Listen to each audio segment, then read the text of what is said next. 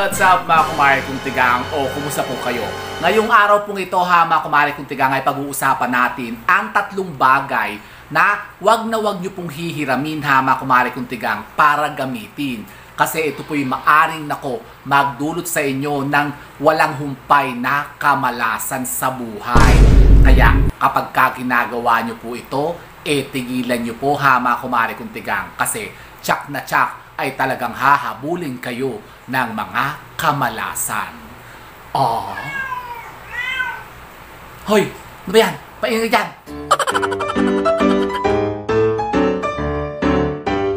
So yun na nga po ha mga kumare kong tigang o kumusta na po kayo? Naway nasa mabubuti po kayong kalagayan ngayon kasama niyo pong mga pamilya at mga mahal sa buhay. At sa inyo rin po ha mga kumare kong tigang na naandyan po sa ibayong dagat ngayon nagtatrabaho para sa inyong pong mga pamilya. Sana'y nasa mabuti rin po kayong kalagayan ngayon. Impacto talaga ito. Naglalandi na naman si Ligaya Alicia Bu. Naghahanap na naman ng lalaki. Leche ba yan? So yun na nga po ha mga kumare kong tigang. Ngayon nga po kasi ay meron naman po tayong pag-uusapan na isang napaka-interesting na topic tungkol po sa mga bagay-bagay ha mga kumare kong tigang na mga hinihiram-hiram. Nako, kayo po ba ha mga kumare kong tigang ay mahilig din mo pong bang pahiram-hiram baga ng mga gamit? Yan. O kayo po baga ay mahilig magpahiram ng mga gamit po ninyo? Kayo mismo. Nako, alam nyo po ba ha mga kumare kong tigang na okay lang naman po yan yung tayo po yung manghiram o magpahiram po ng mga gamit po natin. Pero alam nyo po ba ha mga kumare kong tigang na meron pong mga sinasabing mga bagay-bagay na huwag nyo daw pong ipahihiram sa ibang tao. At huwag nyo rin pong hihiramin para gamitin. Kasi alam nyo po ba na ito po'y may daladalang mga kamalasan o mga misfortune sa buhay kapag ginawa nyo po ito. So ano ba yung mga yan? Pero tanungin ko muna kayo ha mga kumare kong tigang. Ano ba yung mga gamit na mga hinihiram po ninyo? O comment down below nyo dyan ha mga kumare kong tigang. Yung madalas yung mga hinihiram-hiram sa mga, halimbawa, mga kapatid po ninyo, mga magulang nyo, mga kapitbahay nyo, yan. Mga biyanan nyo. Aside po sa pera, ha, mga kumare kong tigang, yung mga gamit na ginagamit, katulad halimbawa ng mga, kayo po bagay nanghihiram po ng mga plato. Yan. Yung mga lutuan, yung mga kaldero, yung mga talyase, yung mga pagka-piesta, may handaan, di ba? Yung mga magpahiram-hiram yung mga iba dyan na, sabi ni, huy, manghiram ka muna doon sa tiyahin mo ng talyase para tayo kasi marami lulutuin, ganyan-ganyan kasi parang may pestahan nga. Nako, alam niyo po ba ha mga kumare kong tigang na yung mga gamit po sa kusina, huwag niyo pong ipahihiram yan ha mga kumare kong tigang kapag gagamitin po nila sa patay. Halimbawa may namatay, tapos di may manghihiram sa iyo ng mga gamit, sabi ni, hoy, mare, pakihiram nga muna nung kalderong malalaki dyan, magluluto ako ng sopas ng lugaw para sa lamay. Nako, huwag niyo po. Huwag niyo pong ipahihiram yan ha mga kumare kong tigang.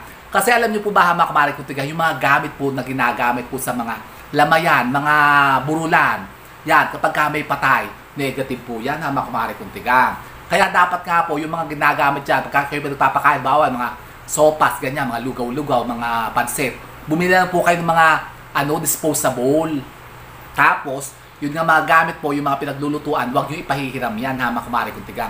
Lalong-lalo na po kapag gagamitin nga po sa patay kasi negative po yan. Tapos yung mga libro, katulad ng libro ha mga kumare kong tigang, kapag nyo pong mga anak nag-aaral, tapos may kapitbahay na manghihiram ng libro kasi wala siyang textbook, gagamitin din niya, ginagamit ng anak nyo, huwag nyo pong ipahihiram yan kasi alam nyo po ba na makaka-apekto po yan sa performance po ng anak po ninyo. Maaring yan pong sinasabing kakulangan niya sa gamit niya, sa pag-aaral, ma-imbibe yan ng anak po ninyo. Yan, halimbawa, medyo mahina yung kapitbahay nyo sa pagsusulit, na mahahawa yan yung anak nyo. Kasi syempre, maapektuhan siya kasi wala siya magagamit na sarili niyang libro, di ba? O ganun. Kaya yung mga libro po, hindi po pinahihiram yan. Dapat naman po talaga ha, mga kumare kong tigang, bawat bata, may sarili-sarili po yung mga textbook. Yan, hindi po pwedeng hiram-hiraman. Kasi, nung araw, pero naranasan ko yan ha, mga kumare kong tigang, kukunti lang kasi yung mga libro namin nung araw. Punyeta talaga ito po, santang ingay nyaw-nyaw nang nyaw-nyaw. Inhit kasi si, Ligaya Alicia Bu. Psst! Mas ka dyan! Ito talaga. Halika nga rito, halika rito, halika rito, halika rito. Ano bang problema mo, ha? Ikaw ipinalabas na kita kahapon, Lumabas ka na kahapon, Ayan, no, tingnan nyo. Ngaw-ngaw ng ngaw-ngaw tong impactong to. Gusto na naman makalabas. Gusto na makapunta ka naman kay Bengal Cat, Tingnan mo. Gusto na naman makalabas ito sa labas at ngaw-ngaw ng ngaw-ngaw. Parang may nakita ka namang lalaki doon. Wala namang lalaki doon sa labas. Puro babae nang naan doon. Sino bang naan doon? Si Valentina. Si Bukenkay. Halahin mo yung mga yon. Babae ka rin. Tingnan nyo naman buwang to. Talaga naman. Tingnan nyo, nagkahanap ng guys. Ano ba? Ha? Inhit ka ba? Buha talaga to. Pinayagan ko na nga nung isang araw. Dito ka! Lumabas na nga siya nung isang araw. Pinalabas ko na nga doon sa garahe. Di andun. Pagulong-gulong. Pagkakaganon siya. Ganon-ganon. Pagkakaganon doon sa garahe. Kasi doon nagtatatambay si Bengal Cat. Di siguro inaamoy niya yung doon. Pag ganun siya. Pag ganun siya doon sa hinihilahudan ni Bengal Cat, inaamoy-amoy. Wala, hindi naman dumadating si Bengal Cat. Ayan, parang na-prostrate. Parang na-despair. Tapos, inaano yung... Mas ka dyan! Impacto talaga Yan. Nasa na ba tayo? Yun. Libro. Yan ha, mga kumari kong tigang. Wag na wag nyo pong ipahihiram yan. Tapos ano pa ba? Isa pa po. Yung pong mga sinulid at karayom. Kayo po ba'y nagpapahiram yan? Lalong-lalo na sa gabi. Wag na wag nyo pong pahihiram yan ha, mga kumari kong tigang. Ang mga sinulid at karayom. Naku, lalong-lalo na yan. Halimbawa, kayo doon po nagbebenta po ng mga karayom. May tindahan kayo. Wag na wag po kayo magpapahiram ng mga karayom. O wag na wag po kayo magbebenta ng karayom. O wag kayo magpapahiram. Kasi alam niyo po ba, malas yan. Kakalawangin po yan. Tapos lahat po nung kasama niyan, baka kayo pinagbebenta, sari-sari store, merong bumili sa inyo ng karayom sa gabi. Negative yan. Ang mga karayom po ninyo, the rest of the karayom na naiiwan dyan, sa tindahan nyo, kakalawangin yan lahat. Kaya wag na wag kayo magbebenta ng karayom kapag kagabi na. At malas din po, bumili na po ng karayom pagka lumubog na ang araw. Nako, kasi yan daw po yung sinasabi magiging dahilan ng inyo pong maagang paglabo ng mata o pagkabulag po ninyo. Kasi yan po yung diba ginagamit nga ng mga witch, yung mga may karunungang itim, sa pagkuko, yung pangmangkuko, yung mga ganon. Kayo daw po yung maaring tusukin yan sa mata. Halimbawa, kayo nadapa, tapos biglang natusok ang mata nyo, di bulag kayo. Yun. Kaya wag na wag kayo magpapahiram po ng mga karayom. Sa kami nanghihiram ba ng karayom sa kapitbahay. Ulaga naman yung Hay! Tinan mo, dinudugulan pa ako. Impacto talaga to. Yan. Ano pa? Yun po, yung mga bagay-bagay po, mga kumari kong tigang sa bahay po ninyo. Yung mga hindi naman po dapat pinahihiram-hiram, huwag nyo nang paihiramin. Lalong-lalo na po, mga kumari kong tigang, ito po yung tatlo na wag nyo daw pong ipahihiram sa mga kahit na kanino. Yan. Katulad ng number 1 po, mga kumari kong tigang, ang inyo pong mga damit at sapatos. Nako. Kayo po baga mga parang kung tigang ay mahilig maghiram ng mga damit. Halimbawa, yung mga gagamitin sa party, ganyan. Yung mga mahilig sabihin, meron ka na lang ng ka na bumili. Nako, bumili na, psst! Impacto talaga to. Inaamoy-amoy yung akin ditong, tort bleach na na cake. Kasi ako makain po dito ng tort bleach na ito yung tort bleach, ayan na cake. Inaamoy niya, amoy butter kasi sarap kasi nito Tingnan nyo. Hay! Tingnan mo, umalis ka dyan. Huwag mong pakialaman yung nauga yung... Impacto talaga Dinudunggol yung aking tripod. Gerchi Wow. Kasi ako po yung ngayon ng tea. Ito po yung salabat tea. Yan Nainom ako kasi medyo gabi na. Hindi na ako nag-dinner. Kaya ito lang kinakain ko. Bleach torch, tsaka itong salabat tea. Yan. Itong visit na pusa dito, ito ako, patuwad-tuwad. Patuwad-tuwad siya. Tingnan nyo. Pagka naman hinahawak ko naman, ayaw naman, Ano bang gusto mo, Day, ha? Ano bang gusto mo? Ako yung nagbablog dito, Kumahimik ka, ha? Huwag kang yaw-yaw ng yaw-yaw, ha? Wala si, Bengal Cat. Baka yun, merong kaday na iba. Saka hindi ka naman type noon. Sa tingin ko hindi ka type noon. Hindi ka magustuhan doon ni Bengal Cat. Kasi ang type noon si Doña Claudia. Huwag ka naman inisperado ka. Yan, kawaingay. Yan. Kasi alam niyo po ba, hama kumari kuntigang, kayo po mahilig magpahiram po ng mga damit po ninyo. Nako, ang ma-imbibe niyo po dyan, hama kumari kuntigang, yung mga negative energies ng mga tao na gumagamit yan. Bawa, sila po medyo mababa ang energy. Nako, ma-imbibe niyo po yan, hama kumari kuntigang. Ma-attract niyo yan. Yung negative energy ng taong yung hiniraman po ninyo, maaring pumasok sa inyo yan. O maaari niyo yung ma-imbibe. Diba? Parang may mga sakit-sakit. O, di ba? Halimbawa, may puto. Yan, yan, may mga anghit. Tapos, hihiramin po ninyo. Siyempre, di mahahawa kayo. Halimbawa, sa po may mga kuto. Yan, halimbawa, mayroon silang mga, yung tawag doon, yung mga alipunga. Tapos, hihiramin yung mga sapatos. Nako. Di mahahawa kayo. Kaya yan po, negative energy ang ini-imbibe na hama kumari kuntigang. Tapos, isa pa po, yung pong mga jewelries. Kasi ang jewelries naman po na pagka hinihiram po ninyo, negative vibes din po yan. Dapat din po hindi nyo po pinahiram yan, hama kumari kuntigang, ang mga alahas po ninyo. Kasi dapat po, hama kumari kuntigang, yung mga alahas po natin, personalized po dapat lang yan.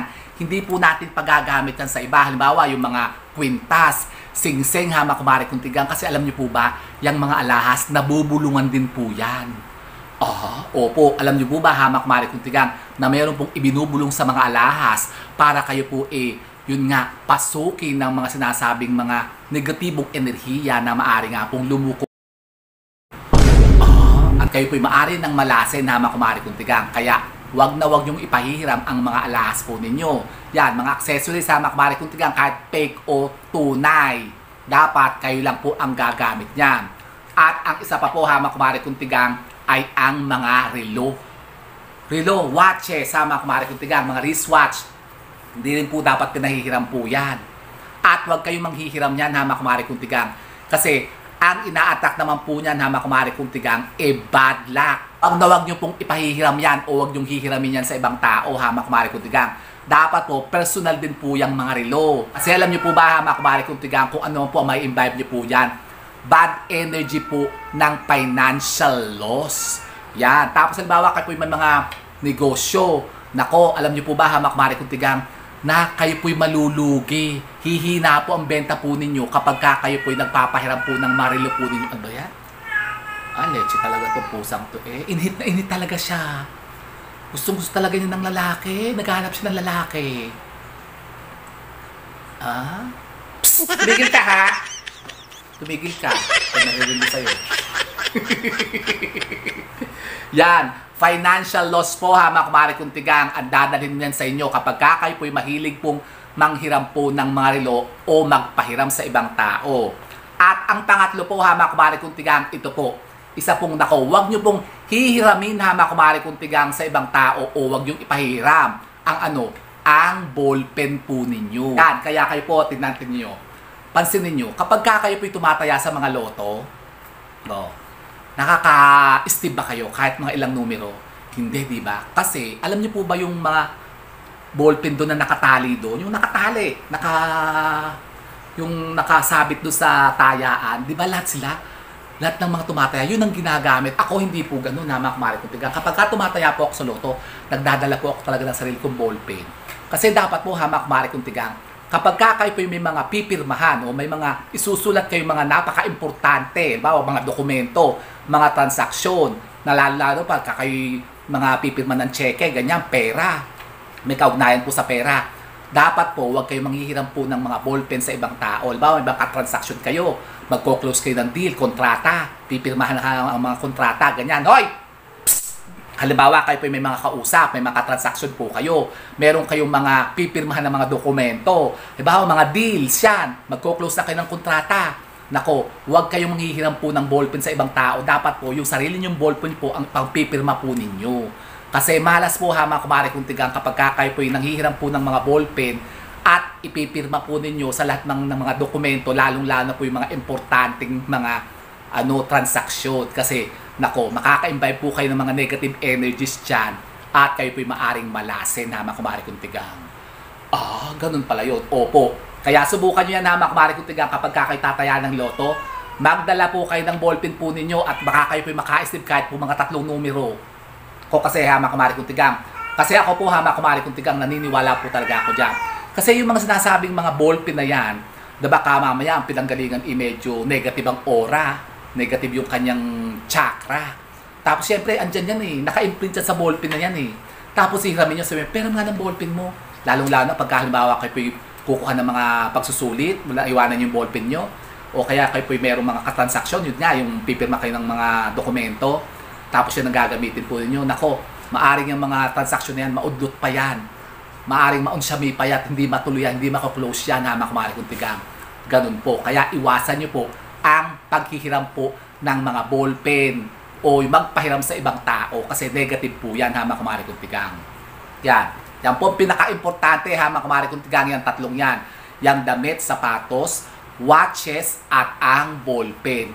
Iwasan nyo pong ipahiram yan sa ibang tao, hamak kumari kung tigang, o huwag kayong manghihiram yan.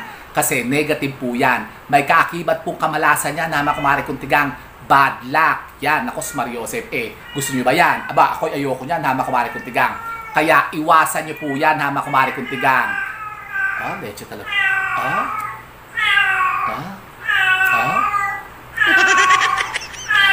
Ano ba? Nako po, Paano bang ano dyan? Pwedeng gawin dyan sa ganyan. Yung parang nag-i-inhit po kasi parang nalilibogan siya. Nalilibogan ata itong pusang to leche Ganyan nga, ilang araw na siyang ganyan. Siguro isang linggo na, ganyan ng ganyan. Pinalabas ko nga ng isang araw para makapag-enjoy sa labas. Kung may makikita siyang guys. Ayun pasilip-silip, tinan nyo. Tumigil ka ha, tigilan mo ako. Gabi na. Gusto pang makalabas siya, yun po, hamak kumari kung tigang, gawin nyo po yan. Huwag kayo magpapahiram ng mga gamit na yan, hamak kumari kung tigang. Kasi yan po ay magdudulot sa inyo ng mga negatibong enerhiya na maaari nga pong maghatid sa inyo ng mga kamalasan. At kung kayo po, hamak kumari kung tigang, ay may katanungan pa tungkol po sa topic natin ngayon, pwede po kayo magtanong dyan. Hay! Huwag mo sabing dunggol-dunggol yung tripod na uga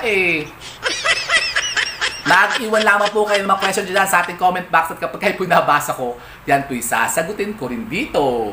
O di ba ga? And so with that mga kumari kong tigang, keep safe and God bless. Thank you for watching. And don't forget to subscribe my channel. I know you like it. And don't forget to brush your teeth. Bye mga kumari kong tigang. Talaga naman itong busan to. O tinan nyo. Inginungudgod yung put niya sa mga muebles. O tingnan nyo. Tingnan nyo ang ginagawa ang bruha. Tingnan nyo.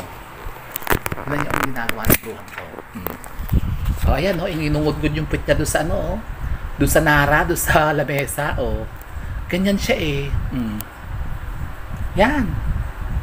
Parang siya. Tingnan nyo, hihinga-hinga Hindi mo maintindihan ng gusto. Tapos siya, pagulong-gulong yan. Tapos patuwad-tuwad. Yan pag ganyan-ganyan siya, patuwad-tuwad yan, ganyan niya, paikot-ikot. Tingnan nyo, ginungudgod yung kanyang yun. Sige po, hamak kumari kong tigang. Bye!